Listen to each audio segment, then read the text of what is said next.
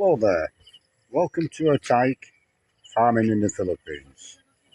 Don't forget to like, share, subscribe, ding-a-ling-ding-dong the bell. It's Tuesday morning, I think.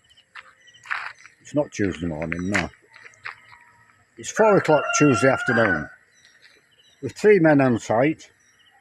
They haven't been working in the house today. They've been doing different things. I altered the video sort of format a week ago or so. I got some comments, some liked it, some didn't. But I'm going to change it again a little bit because I was getting all confused with all these clips I'd done and where they were and putting them together. And so I'm going to try this week. I'll go back to the old format of walking around every day and showing you what we're doing. But I shall maybe skip different things on one day's video, and it'll give me time to look at other things but in more detail, because a few comments did say they like the extra detail, same as on the Sari shop or on the pigs or whatever. So I'll try and alter it a little bit, and you can let me know what you think in due course. It's been raining on and off all day, sometimes heavy showers. We've got the pen out the front again with 21 meat birds in there. I weighed 2 this morning as we loaded it up, and one was 1.6 kilo and one was 1.5 kilo. So they're at a saleable weight. We haven't sold any today, I don't think, but I expect they'll sell at the weekend. Now, 10 of them have already been sold. We've got 21 in there. 10 are pre-sold. They'll be picked up on Saturday. And the rest will sell this week and next week, I would imagine. So I'll leave that there a minute and I'll carry on shortly. It's 5 o'clock. Just turned. The workmen have just gone.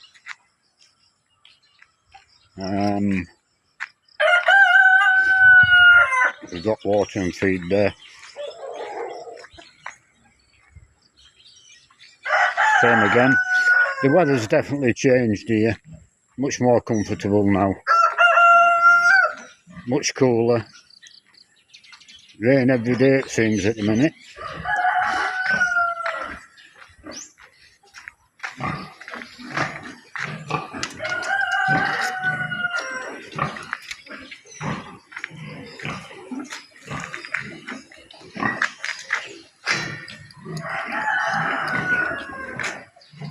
Jean's coming down.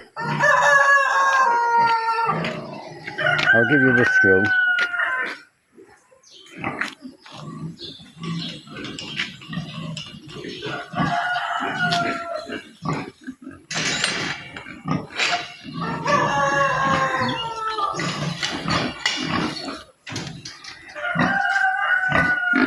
Pigs are fed and cleaned out. All the skins come off the back end of that one. It's looking red. It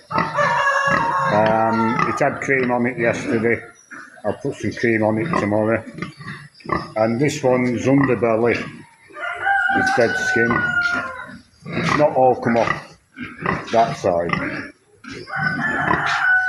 But it's just finally come off altogether this side. It looks red raw, but it's not. But a bit of cream, I'll help it along a little bit further.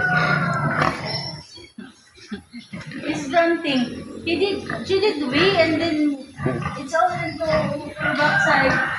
So she's went to this way. Yeah. And these two, just about all the dead skins come off them now. This one yesterday looked like this one today. The other side, I put cream on it yesterday, it's settling down nicely. And yeah, they're grunting, wagging their tails, and they're a lot more active than what they were. And the little pigs, well, there's just no filling them at all. I fed them at 3 o'clock, and then they were fed again at 4 o'clock. And they'll be fed again at 7 o'clock. Now we've started ripping out the gestation pens today. We've got 2 ripped out.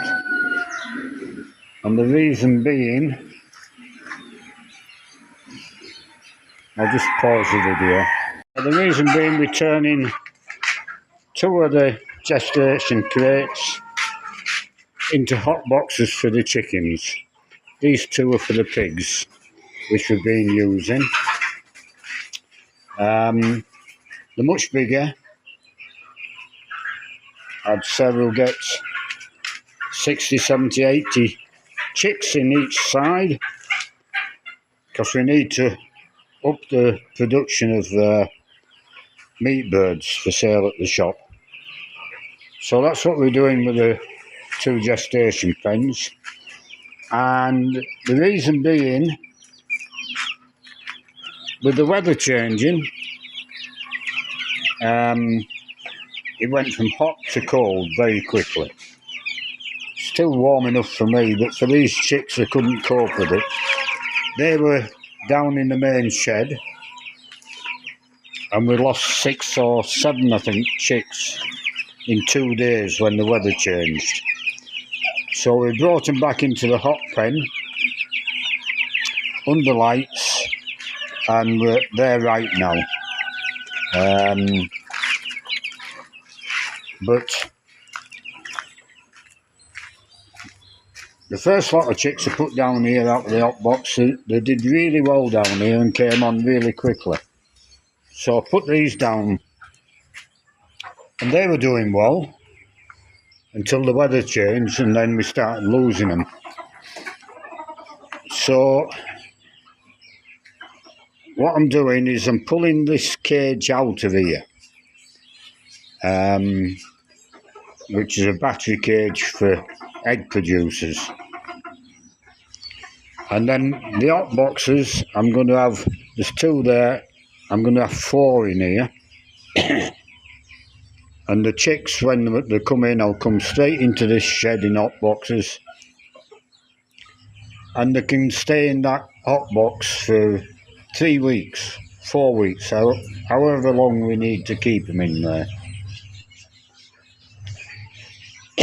So they can come out of the hot box into this area and transition smoothly without having any dead loss. It's trial and error. We've got to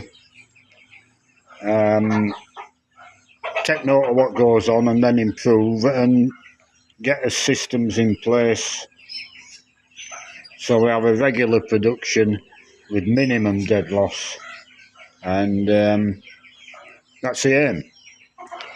And we're taking steps in that direction. Now the other thing I've been doing today, like I said, there's been no construction, so I won't bother you taking you around the house. So it will leave like this? Sorry? It will not be removed? No, we'll put plywood around the outside. And then in the middle we'll put some of that fine netting so the chicks can't get from one side to the other. And on top of the iron matting we'll put fine netting, because they fall down, that big netting. So when they first come in, there'll be cardboard put on top of the fine netting, and then when they get bigger the cardboard will be taken away and they'll be onto the fine netting. The other thing I've been doing today, we, as you know, here we are.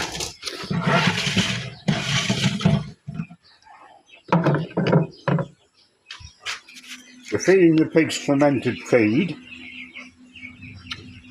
and while we're feeding piglets and growers, that's fine,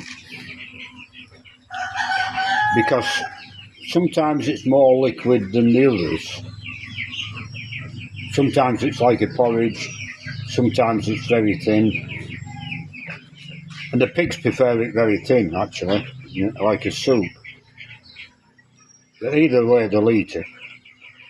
But now we've got these gilts going, we've had to cut down the feed for the gilts, and we don't really know how much we cut it down because the feed is varying.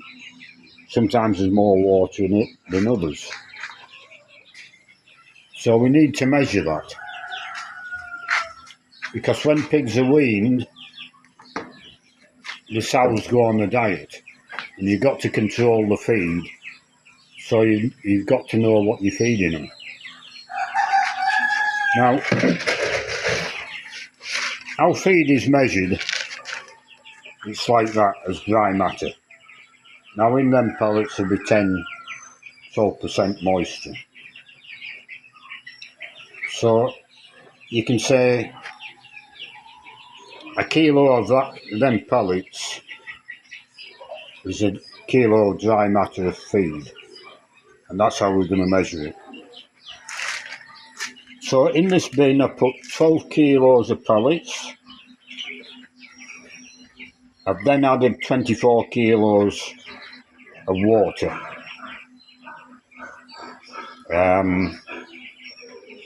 So 36 kilos in that tub, but you still only got 12 kilos of dry matter feed.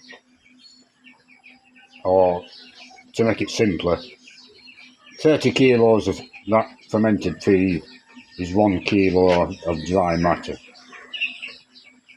So for example, if we have to feed the sows 2 kilo feed a day, that would equate to 6 kilos of fermented feed.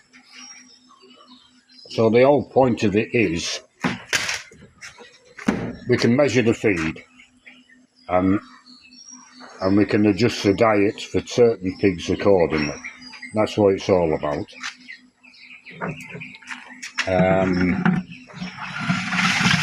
So I made that up today. I'll see if there's enough water in it.